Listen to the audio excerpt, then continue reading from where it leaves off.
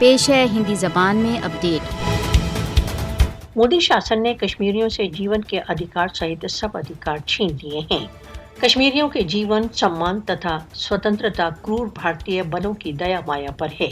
Article 370 के बहिष्कार के पश्चात भारत द्वारा अवैध रूप से अधिकृत जम्मू कश्मीर में मानवाधिकार उल्लंघन एक भयंकर सीमा तक बढ़ चुके हैं।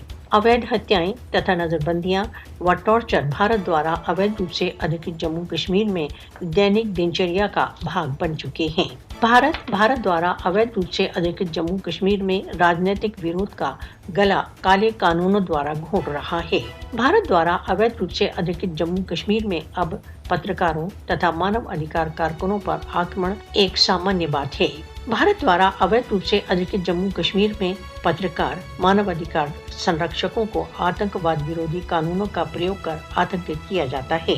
आरएसएस समर्थित मोदी शासन जम्मू कश्मीर में सभी विरोधी आवाजों को कुचल रहा है।